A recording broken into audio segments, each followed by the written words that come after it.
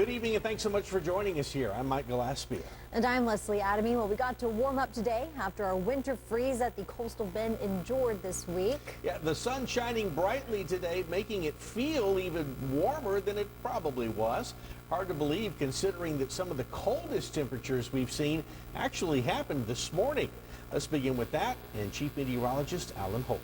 15 in Refugio this morning. Sarita checkpoint 16.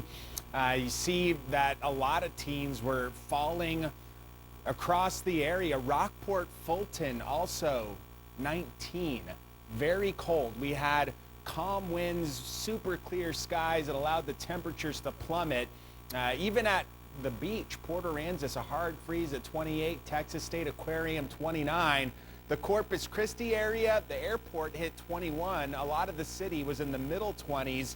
But this 21-degree reading this morning was the 19th all-time coldest temperature on record in Corpus Christi. The lowest, off the top of my head, was 11 degrees in 1899. That's the on-record lowest ever in Corpus Christi.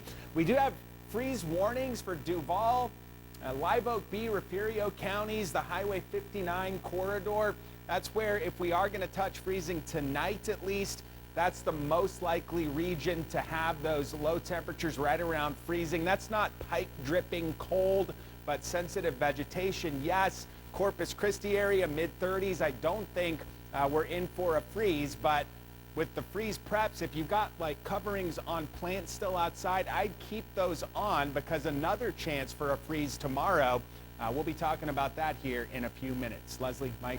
All right, Alan, thank you for that. Well, some good news for folks out in Hogg County and the city of Hebbronville, where power has been restored. The freezing weather having a domino effect on the community, which also resulted in no water for several residents. That resource also coming back online today as well.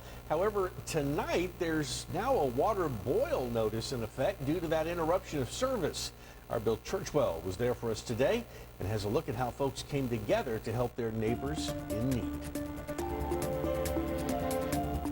Businesses starting to open up as things return back to normal here in the city of Hebbronville after a challenging couple of days. We're talking no power and no water, all thanks to Mother Nature. With the flip of a switch, Jennifer Kilgore is breathing a sigh of relief. Power went out around 2 a.m. for us that first night, so it got very cold in here very quickly. And then we also didn't have water. That too is back, and she's not the only one who is thankful. Some people, unfortunately, they were out without service for some of them over 20 hours. But we're in constant contact. That's why we opened the warming center. Hogg County Judge Juan Carlos Guerra says the warming center was opened here on East Tilley Street on Monday and went through Tuesday.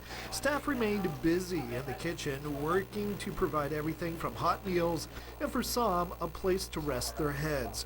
Neighbors helping neighbors in this tight-knit community. People that are working to fix the problem are our family members, are our friends, are our neighbors. Whether it be the linemen that we're working through AEP to try to get the electricity restored, they're part of our community. The entire town impacted by the chain of events that also included a loss of water. Wells operated by the water district are run by electricity, so when power went out, so did those wells. Officials say they understand the frustrations and they hope to turn the weather event into a learning experience. Trying to look into investment into the generators, either diesel, propane, or gas. Those items aren't cheap.